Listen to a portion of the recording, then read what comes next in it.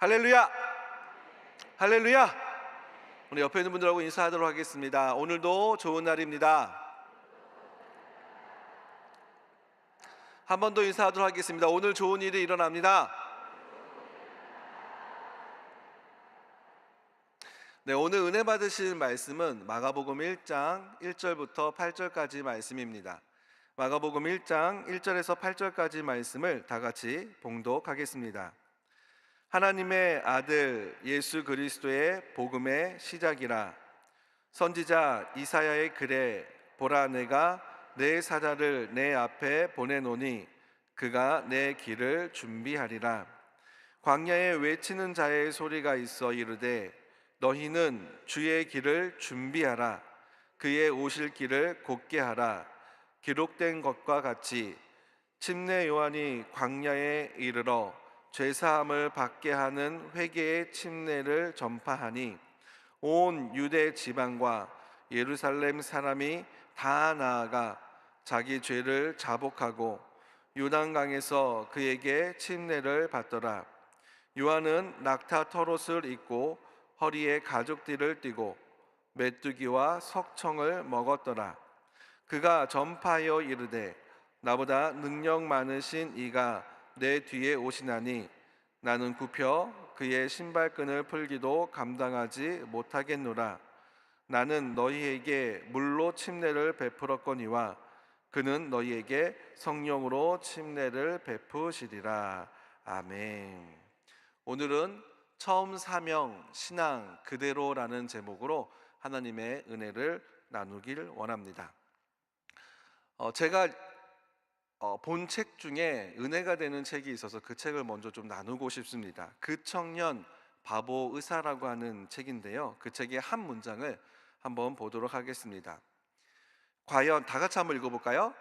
과연 나는 길게 줄을 서서 기다리는 환자들 한 사람 한 사람의 얼굴이 내게 환자로 오신 그리스도라는 사실을 기억할 수 있을까?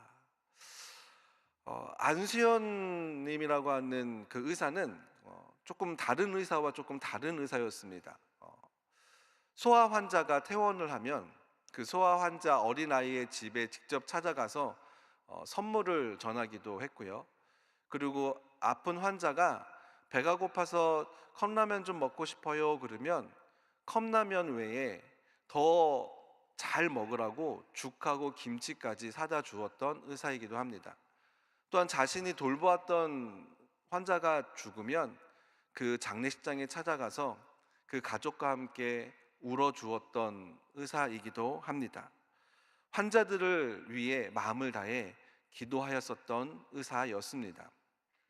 이 안수현 의사는 믿음이 없는 사람에게는 클래식 음악의 CD를 선물하면서 그들을 위로하였고, 신앙이 있는 사람들에게는 CCM 음반을 선물하면서 그들의 마음을 위로하기도 하였습니다. 그래서 그 청년 바보 의사라고 하는 이 책엔 안수현 의사의 그 일기장을 모티브로 해가지고 책이 지어졌는데요, 그를 기억하는 많은 사람들은 기독교인이건 그리고 기독교인이 아니건 그의 따뜻함과 성실함, 희생을 기억하고 있습니다. 한 사람의 삶이 어떻게 이렇게 사랑으로만 충만히 살아가다가 그 삶을 살아갈 수 있었을까요? 그는 스쳐가는 모든 이들을 사랑했습니다. 그 사랑은 말의 사랑이 아닌 행동하는 사랑이었습니다. 그는 그렇게 불꽃 같은 삶을 살아가다가 33세라고 하는 젊은 나이에 하늘나라로 가게 되어졌습니다. 안수현 의사님의 그 삶을 보면 참 많은 은혜가 되었습니다. 어떻게 자신을 찾아오는 그 시간이 없는 그 의사라고 하는 바쁜 직업 속에서 자신을 찾아오는 환자 한 사람 한 사람을 그리스도가 내게 오는 것 같이 그리스도를 섬기듯 사랑하고 섬기고 그 일을 감당할 수 있었을까요? 어떻게 힘을 다해 한결같이 살아갈 수 있었을까요? 오늘 말씀을 통해 그 대답을 저와 여러분들도 함께 하기를 소망합니다. 먼저 오늘 본문 말씀은, 이 마가복음은 침례 요한에 대한 말씀입니다. 안수현 의사처럼 한결같이 짧은 인생을 살아낸 침례 요한에 대해서 성경은 어떻게 말하고 있는지 다 같이 한번 성경 속으로 들어가 보도록 하겠습니다. 다 같이 1절 말씀을 보겠습니다. 하나님의 아들 예수 그리스도의 복음의 시작이라. 복음이 무엇입니까? 라고 말할 때 참 많은 다양한 이야기들을 합니다. 복된 소식입니다. 굿 뉴스입니다. 근데 오늘 마가복음은 복음이 무엇인지에 대해서 가장 또렷하게 이야기하고 있습니다. 복음은 하나님의 아들 예수 그리스도의 복음의 시작이라. 즉 복음은 바로 예수 그리스도를 뜻하는 것입니다. 복음이 예수 그리스도이기 때문에 복된 소식이고 굿 뉴스고 구원의 소식이라는 사실을 믿으시길 바라겠습니다. 다 같이 2절 말씀을 보겠습니다. 선지자 이사야의 글에 보라, 내가 내 사자를 내 앞에 보내노니 그가 내 길을 준비하리라. 2절에서 우리가 볼 단어는 내 앞에라고 하는 단어입니다. 내 앞에라고 하는 이 단어는 우리가 개선 장군을 생각을 하면 조금 더 쉽게 이해할 수 있을 것 같습니다. 개선 장군은 전쟁에서 승리를 하였을 때 그 승리를 이끈 장군을 뜻합니다. 그리고 그 장군이 승리한 장군이 자신의 마을에 돌아갈 때에 그 마을에 이상하게 어떻게 전쟁은 저기 멀리서 했는데 그 마을은 전쟁에 승리한 것을 어떻게 알았는지 많은 사람들이 나와서 전쟁에 승리한 장군과 그 군병들을 위로하고 환호하고 이런 장면들을 우리는 영화나 드라마를 통해서 볼 수가 있습니다. 어떻게 저기 멀리서 전쟁하고 있었던 것을 마을에 있는 사람들은 알 수 있었을까요?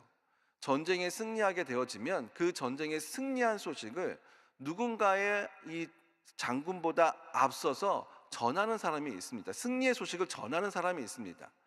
내 앞에라고 하는 이 뜻은 승리의 소식을 먼저 가서 전하는 사람을 뜻하고 있습니다.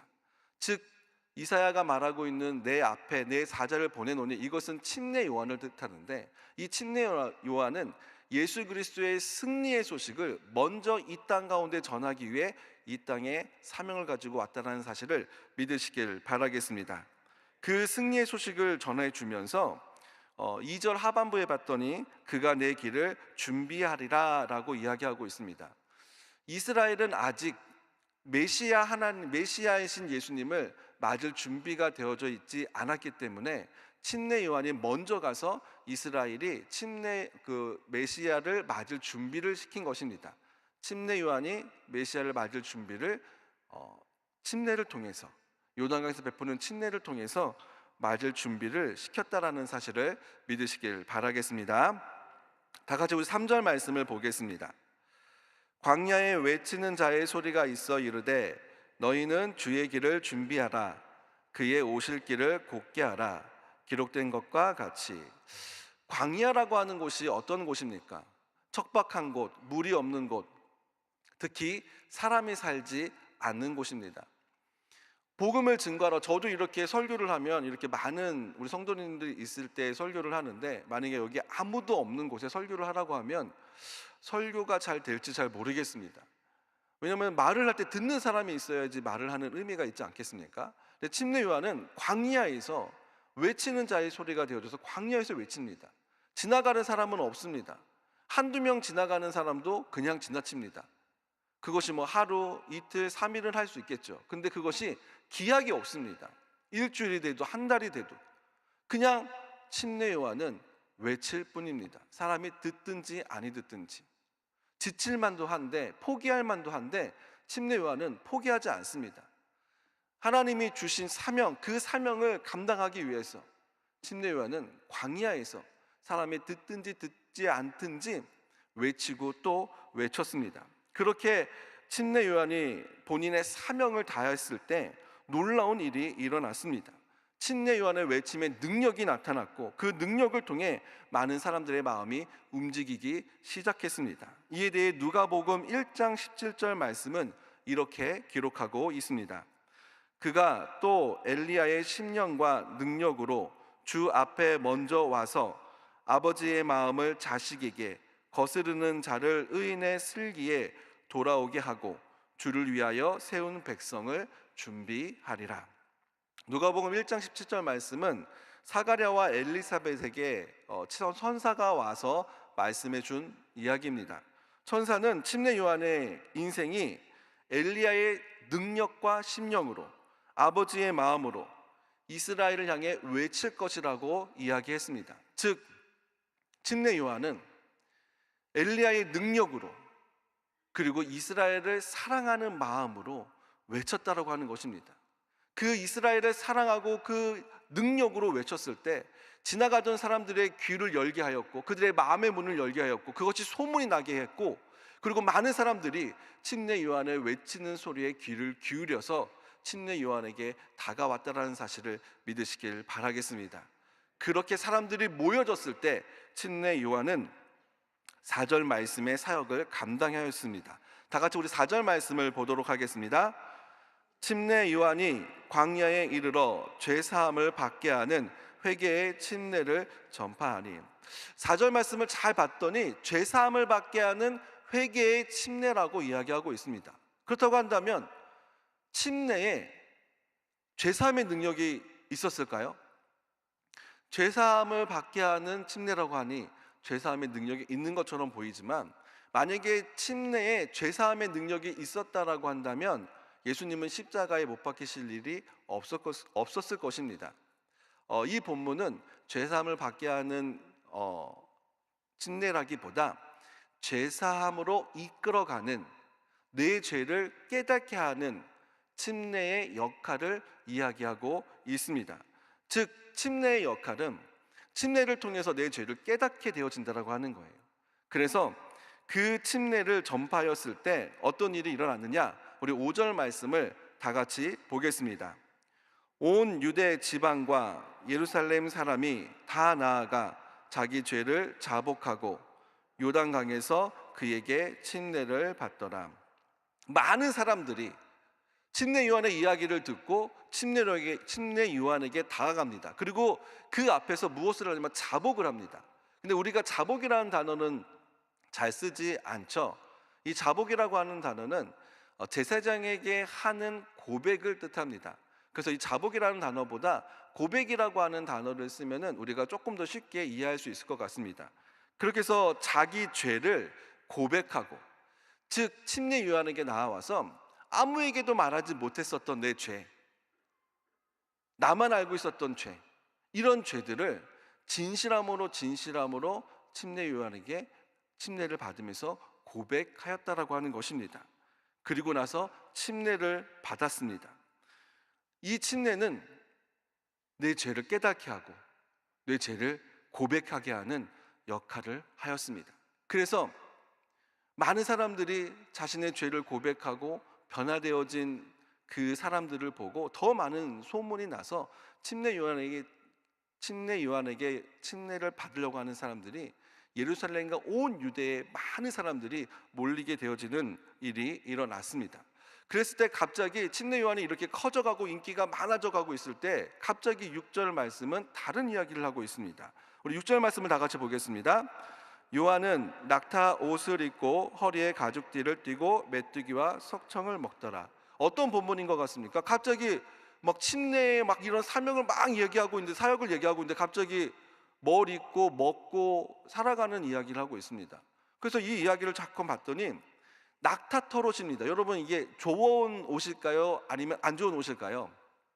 중동 지역은 더운 지역입니다. 근데 낙타 털옷 같이 두꺼운 것은 가난한 사람이 입을까요? 부자가 입을까요? 부자는 시원하고 그런 옷을 입겠죠. 그러니까는 가난한 사람들이 입는 그런 평범한 옷, 그리고 먹는 것은 메뚜기. 이 메뚜기는 가난한 사람들이 먹는 음식입니다. 그리고 이 석청은 야생꿀을 뜻합니다. 그러니까 야생에서 채취할 수 있는 꿀. 그러니까는 의식주에 대해서 성경은 이야기하고 있는 거예요. 갑자기 왜 요한의 의식주를 성경은 이야기하고 있을까요? 침례 요한이 침례를 베풀면서 많은 사람들에게 인기를 얻었습니다. 주목을 받았습니다. 그러면 여러분, 어깨가 어떻게 되어질 수 있을까요? 올라갈 만 하잖아요. 사람들이 감사하다고, 은혜 받았다고 뭐 그냥 말만 하는 사람도 있겠지만, 뭐 물건을 주는 사람도 있을 거고 감사를 표현하는 사람도 있을 거고, 정말 감사하다고 막 했었을 때 우리는 교만해질 수도 있습니다. 그러나 침례 요한은 사람들이 나를 사랑하고 나를 찾아오고 내가 인기가 있어도 늘 처음과 똑같이 야생에서 검소하게 겸손하게 살아가고 있었다라고 하는 모습을 6절에서 이야기하고 있습니다. 그래서 7절이 가능했었던 거예요. 우리 7절 말씀을 다 같이 한번 읽어볼까요? 그가 전파하여 이르되 나보다 능력 많으신 이가 내 뒤에 오시나니 나는 굽혀 그의 신발끈을 풀기도 감당하지 못하겠노라. 나보다 능력 많으시니, 지금 나에게 많은 사람들이 찾아와서 내가 능력으로 지금 침례를 베풀고 있는데, 침례 요한은 항상 이야기합니다. 나보다 능력 많으신 이가 올 것이다. 그리고 그는 내가 그의 신발끈을 풀기도 내가 감당하지 못하겠다. 이것은 중동에 있는 사람들은 다 같이 알아듣는 말이었습니다. 왜 그러냐면 중동 지역은 모래와 흙이 많기 때문에 신발을 어떤 신을 신었냐면 그냥 맨발에 가죽 신을 신었습니다. 그러니까 살이 드러나는 신이겠죠. 그런 것이 일반적인 신이었는데, 이런 신을 신고 다니다가 보면 누군가의 집을 찾아가면 가장 먼저 더러워지는 곳이 바로 발이었습니다. 그래서 조금 잘 사는 집, 그런 집에 들어가면 그 손님 주인의 발을 씻기는 하인이 있습니다. 종이 있습니다.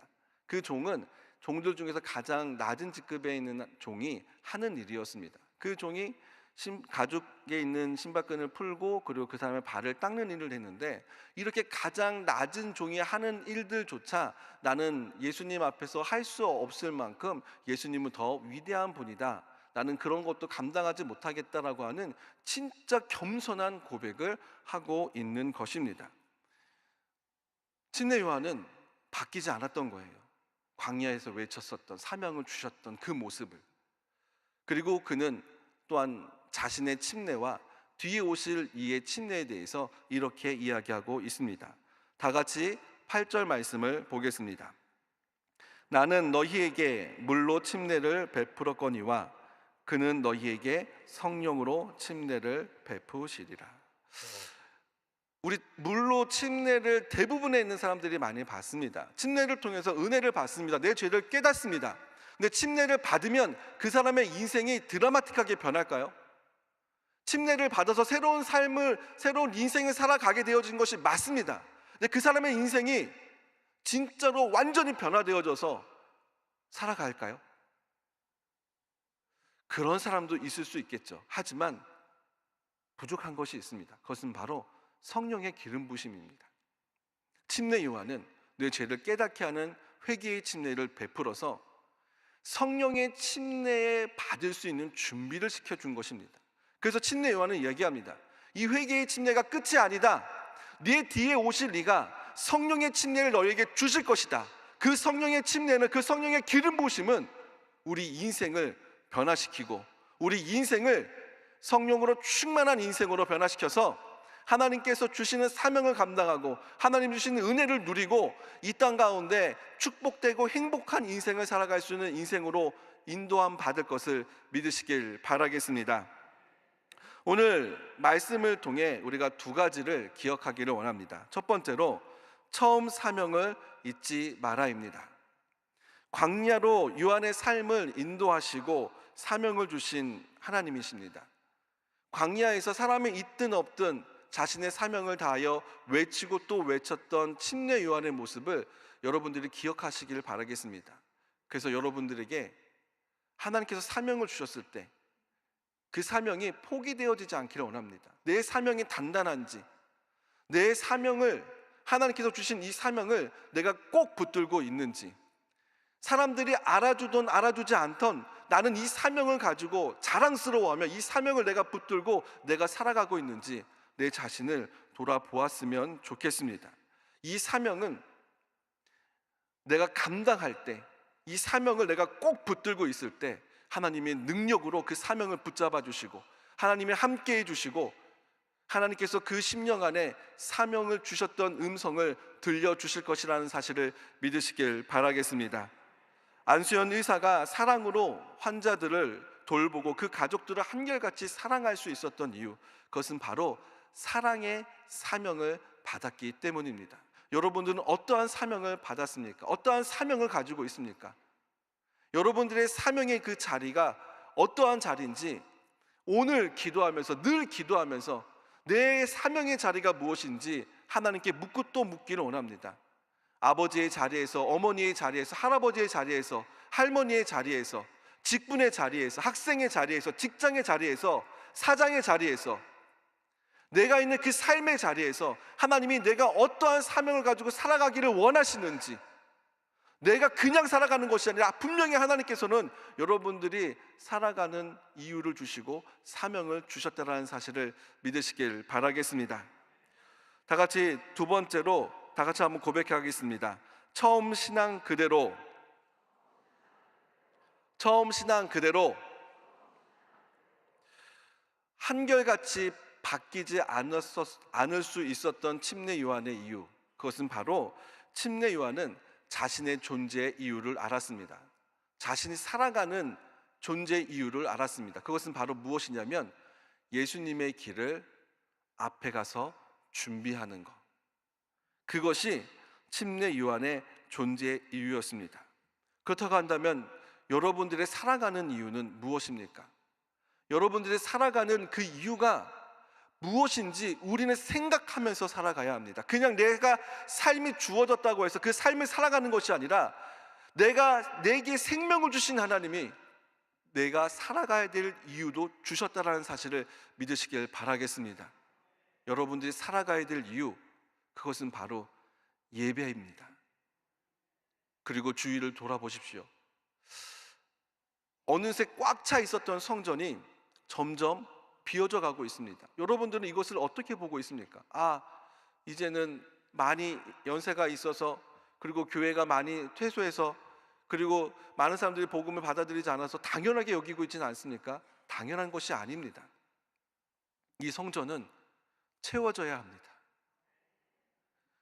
그 사명을, 그 존재 이유가 나만 예배를 드리는 것이 아니라 이 자리에 내 가족, 내 자녀가, 새벽에 내 자녀가, 새벽에 내 이웃이 주일 예배에, 수요 예배에, 금요 예배에, 내가 드려지는 모든 예배에 내 사랑하는 사람과 내가 전도하고자 하고 싶은 이들과 함께 예배를 드리는 것, 예수님이 무엇을 가장 기뻐하시겠습니까? 예수님이 이 땅 가운데 오셔서 하신 일들은 복음을 증거하는 일이었습니다.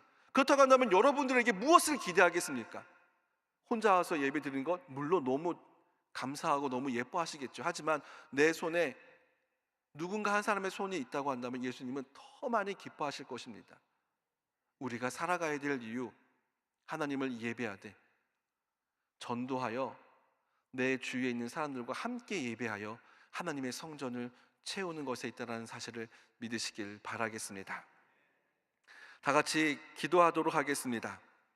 몸이 아프신 분은 아픈 곳에 손을 얹으시고, 마음이 소원이 있는 분은 가슴에 손을 얹으시기를 바라겠습니다.